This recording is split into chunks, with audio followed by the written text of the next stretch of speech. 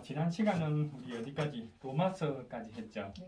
로마서는 사도 바울이 57살, 그죠? 네. 57살에 썼던, 어디에서 썼나요? 고린도에서. 네. 고린도에서 로마서를 쓰는 데까지였습니다. 오늘은 그 이후 고린도 이후에 쭉 그 과정들을 루트를 좀 우리가 보면서 어디까지냐면 다시 이제 로마에 도착하고 로마에 도착해서 같은 연금 중에 에베소, 골로새, 빌레몬, 빌립보서를 서기 이전까지 사도 바울의 행적을 우리가 오늘 말씀을 통해서 찾아보도록 하겠습니다. 그러면 지금 로마서를 썼던 시점은 고린도죠. 네. 고린도 이후에 어떤 루트를 거쳐서 예루살렘까지 오는지에 대한 그 기록이 사도행전 20장 3절에서 21장 16절까지가 있어요. 한번 볼래요? 사도행전 20장 3절. 3절 한번 읽어볼래요? 네. 거기서 그는 석 달을 지냈다. 바울은 배로 시리아를 가려고 하는데 유대 사람들이 그를 해치려는 음모를 꾸몄으므로 그는 마게도냐를 거쳐서 돌아가기로 작정하였다. 네. 그래서 석 달 동안 어디에 있었다? 고린도에 있었다. 고린도에 석 달 동안 머물러 있으면서 이제 처음에는 어디로 가려고 했나요? 배로 가려고 했는데 유대 사람들이 해치려고 하니까 결국은 마케도냐를 거쳐서 가기로 했어요. 자, 그 다음 루트는 이제 쭉 나오는데 한번 읽어볼래요? 루트 제가 나눠드렸던 네. 유인물 한번 읽어보세요. 네. 자, 뭐 고린도에서 어디로? 마게도니아로 갔고 네. 마게도니아에서 드로아에서 아소, 아소에서 미들레네, 그다음 기오, 사모, 밀레도, 고스, 로도, 바다라, 두로, 돌레마이, 가이사라, 예루살렘. 네, 이 과정을 이제 거치게 돼요. 그 이야기가 21장 16절까지 나오게 되는데 그러면 이제 57살 되는 지금 시점이죠. 사도 바울의 나이. 그러니까 이제 예루살렘에 이제 도착해서 이제 야고보와 장로들을 만나게 돼요. 21장으로 이제 가봅니다. 21장 8절을 한번 21장 18절을 한번 읽어보세요. 네, 이튿날 바울은 우리와 함께 야고보를 찾아갔는데 장로들이 다 거기에 있었다. 네, 17절 우리가 예루살렘에 이르니 형제들이 우리를 반가이 맞아 주었다. 그러니까 예루살렘에 도착했어요. 사도 바울이. 그 다음 날 바울은 우리와 함께 야고보를 찾아갔는데 장로들이 다 거기서 있었다. 그래서 만나게 장로들과 야고보를 만났죠. 자, 그런데 이런 소식을 전하게 되는 겁니다. 이제 아시아에서 온 사람들이 바울을 체포해서 죽이려 한다는 이야기를 해요. 자, 그렇기 때문에 이제 사도 바울에게 좀 요청한 것들이 있는데요. 자, 아무튼 이 부분은 21장 27절입니다. 27절. 자, 한번 읽어보세요. 네, 그 일회가 거의 끝나갈 무렵에 아시아에서 온 유대 사람들이 성전에서 바울을 보고 군중을 충동해서 바울을 붙잡아 놓고. 네, 그래서 일단은 아시아에서 온 사람들이 이 사도 바울을 이제 붙잡게 됩니다. 붙잡아서 죽이려 하게 되죠. 자, 그래서 사도 바울은 천부장입니다.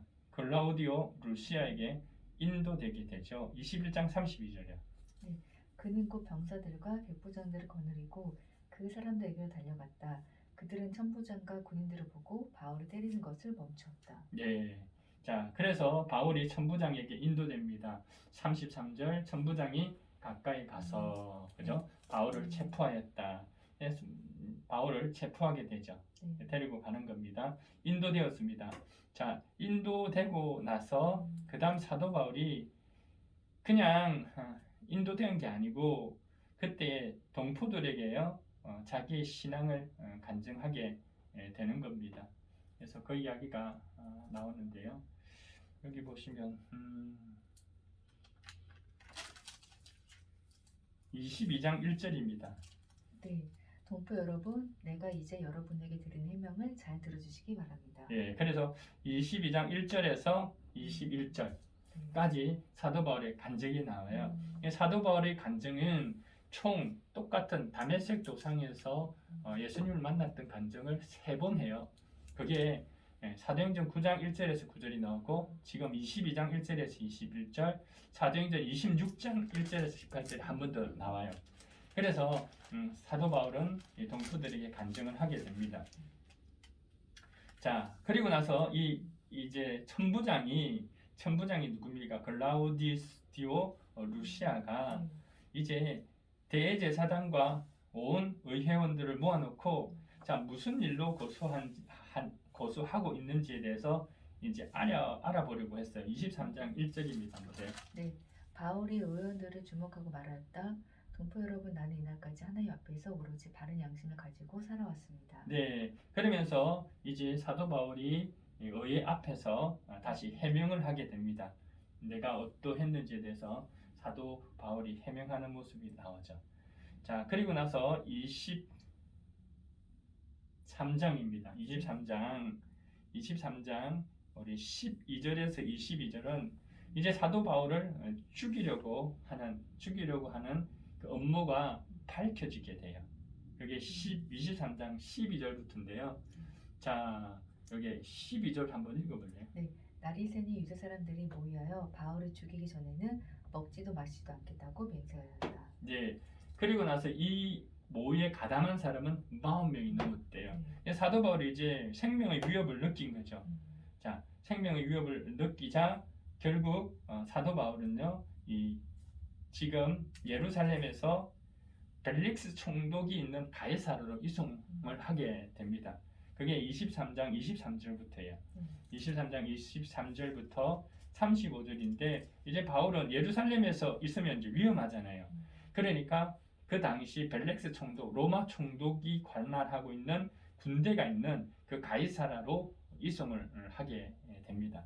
자, 그러면 23장 23절 한번 읽어볼래요? 네, 천부장이 백부장 두 사람을 불러서 명령하였다. 오늘 밤 9시에 가이사라로 출발할 수 있도록 보병 200명과 기병 70명과 창병 200명을 준비하여라. 예, 그래서 지금 여기서 천부장이 여기 사도 바울을 두면 안 되니까 가이사라로 이송하기 위해서 사람들을 모으고 또 그 병사들의 호의를 받아서 사도 바울은 어디로 갑니까? 가이사라로 이동하게 되죠. 가이사라로 이동하게 되는 이 사실을 또 대제사장 아나니아하고요 총독이 알게 됩니다. 아나니아가 알게 돼요. 그래서 총독에게 내려와가 이제 예루살렘에 있던 그들이 총독이 있는 가이사라로 해서 고소합니다. 그게 24장입니다. 24장 1절. 네, 닷새 뒤에 대제사장 아나니아가 몇몇 장로들과 더돌라는 변호사와 함께 내려와서 총독에게 바울을 고소하였다. 네, 이제 고소하게 되죠. 자, 고소해서 이 고소에 대한 사도 바울의 변론이 24장 10절부터 고소를 했으니까 그게 대한 변론을 하게 되죠. 10절입니다. 10절 읽어주세요. 네, 그때 총독이 바울에게 말하라고 머리를 끄덕이니 바울이 대답하였다. 총독님께서 열흘 동안 이 나라의 재판장으로 계신 것을 내가 알고 있습니다. 그러므로 나는 기쁜 마음으로 내가 한 일을 변호하겠습니다. 네, 그래서 이제 벨릭스 총독 앞에서 이제 바울이 변론을 하게 되는데 여기서 이 벨릭스 총독이 무죄라고 선고할 수 있는데 이 선고를 미루게 됩니다. 연기하게 되죠. 그게 24장 22절입니다. 벨릭스는 그 도와 관련된 일을 자세히 알고 있으므로 천부장 루시아가 내려오거든 당신들의 소송을 처리하기로 하고 말하고서 신문을 연기하였다. 자, 이게 연기하는 거예요. 이 판결을 연기하게 되는 겁니다. 그러면서 사도 바울이 그곳에서 이제 가택연금으로 있게 돼요. 가택연금으로 있다가 이제 벨릭스 총독이요 자기 아내 드루실라와 함께 예수 그리스도를 믿는 믿음에 관해서 듣고 싶은 거예요. 이제 벨릭스 총독은 따로 아내 드루실라와 함께 이 예수 그리스도를 믿는 믿음에 관해서 듣기를 원했습니다. 그래서 24장 24절이에요. 네, 며칠 뒤에 벨릭스가 유대 여자인 자기 아내 드루실라와 함께 와서 바울을 불러내어 그리스도 예수를 믿는 믿음에 관하여 바울을 설명하는 것을 들었다. 예, 들었어요. 그런데 이들의 믿음이 자란 건 아니고 그냥 듣고 시간만 이렇게 길게 끌게 됩니다. 시간이 끄는데 얼마까지 끌냐면 한 2년 정도까지 그냥 시간이 지나게 되는데 시간이 지나면서 이제 이 벨릭스 총독 후임으로 베스도가 다시 들어오게 된 거예요. 그러니까 베스도가 돌아오니까 또 처음부터 시작되죠. 그러니까 일단은 베스도가 벨릭스 후임으로 돌아옵니다. 24장 27절이에요. 네, 두 해가 지난 뒤에 부르기오 베스다가 벨릭스의 후임으로 직책을 맡게 되었다. 그런데 벨릭스는 유대 사람이 환심을 사고자 하여 바울을 가두은 채로 내버려 두었다. 네, 그래서 이제 베스도가 후임으로 왔죠. 네, 근데 베스도가 후임으로 와서 베스도가 가이사라에서 어디로 가냐면 예루살렘이 수도잖아요. 그래서 수도 지금 뭐 이렇게 관할하고 있는 이 유대 지역의 수도 예루살렘을 방문해서 뭐 종교 지도자들을 만나러 간 겁니다. 인사하러 갔다고 보면 되죠. 그래서 갑니다. 그래서 예루살렘 방문을 했는데 대제사장과 유대 지도자들이 이렇게 요구하는 거예요. 지금 가이사라에 있는 그 바울을 예루살렘으로 보내달라고 불러오라고 그렇게 이야기합니다. 그 의도는 뭐냐면 불러오는 그 중간에 사람을 시켜가지고 사도 바울을 죽일 계획이 있었던 거죠. 그런데 이 베스도는 뭐라고 이야기하냐면 그러지 말고 이 지금 사도 바울이 문제가 있다 그러면 여러분들이 가이사라로 내려오라 라고 이야기합니다. 그게 25장입니다. 25장 1절. 베스토가 부임한 지 사흘 뒤에 가이사라에서 예루살렘으로 올라가니 2절. 대제사장들과 유대 사람의 지도자들이 그에게 바울을 고발하였다. 그들은 그에게 줄곧 졸랐다. 네, 이런 상태입니다. 그래서 아까 말했던 것처럼 뒤에 읽어보면 베스도는요, 당신들이 오세요 라고 이야기를 합니다. 그러면 이제 가이사라에서 다시 그 사람들이 와가지고 이제 재판을 하게 됩니다. 그게 25장 6절입니다. 25장 6절. 베스토는 예루살렘에서 여드렛 날인가 여름 날인가 지낸 뒤에 가이사라로 내려가서 이튿날 재판석에 앉아서 바울을 데려오라고 명령하였다. 네. 자, 그러니까 실절 바울이 나타나자 예루살렘에서 내려온 유대 사람들이 그를 애워싸고 여러 가지 무거운 죄목을 걸어서 고발하였으나 증거를 대지 못했다라는 겁니다. 이때에 사도 바울은요, 마지막 재판 결과가 있기 전에 황제에게 상소를 해요. 로마 시민권이 있기 때문에. 그러면 이 결과를 이제는 여기서 결론을 내는 게 아니라 상소를 했기 때문에 로마에서 심판을 받게 되는 겁니다. 알겠죠? 그래서 이제 어떻게 됩니까? 25장 6절 했나요 지금? 네. 6절 했고 상소를 하고 그 다음 그러면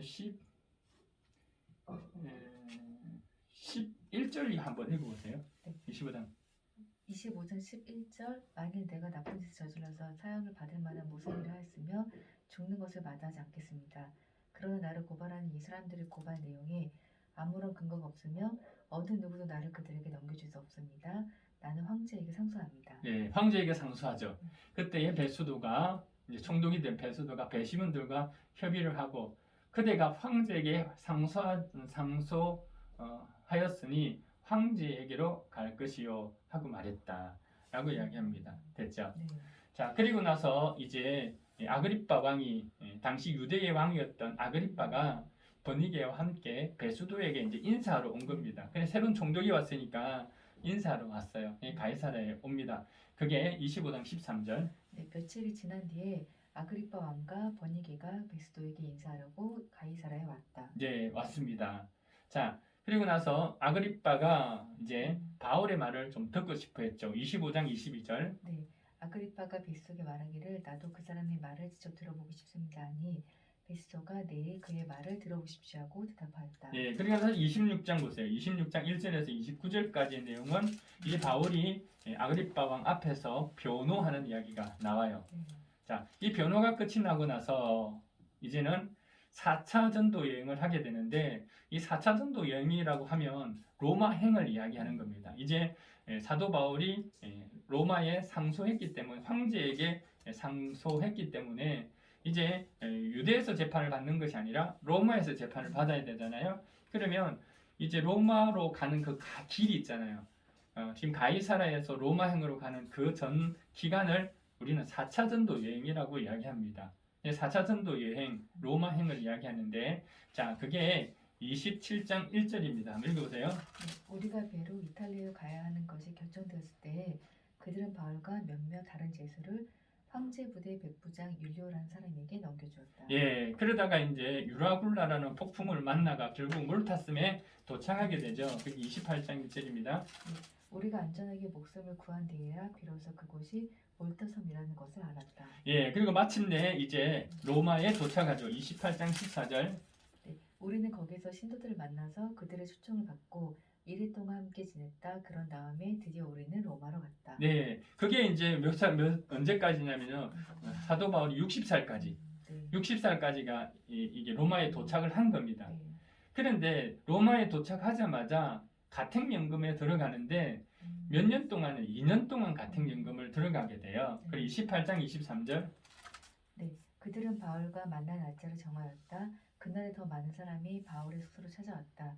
그날 아침부터 저녁까지 그들에게 하나님 나라를 엄숙히 증언하고 모세의 율법과 예언자의 말을 가지고 예수에 관하여 그들을 설득하면서 그의 성례를 터놓았다. 네, 그러니까 가택연금에 있으면서 사람들을 받은 거죠. 가택연금이 있으니까 사람들과의 내왕은 할 수 있는 겁니다. 사람들이 오는 것에 대해서 서로 말씀을 가지고 복음을 전했다는 거죠. 네. 얼마 동안? 2년 동안 이것이 지속이 됩니다. 그러면 60살부터 62살까지 가택연금으로 있을 때에 이와 같은 사람들에게 복음을 전하는 기간이 있었죠. 이 기간 중에 썼던 성경이 있습니다. 그게 에베소서, 골로새서, 빌레몬서, 빌립보서입니다. 이제 알겠죠? 네. 그러면 60살부터 62살까지 가택연금 중에 썼던 것이 바로 에베소, 골로새, 빌레몬, 빌립보서다 하는 걸 염두에 두고 다음 시간부터는 이제 각 성경 편지를 가지고 내용이 어떻는지 간단하게 살펴보는 것으로 진행하도록 하겠습니다. 네.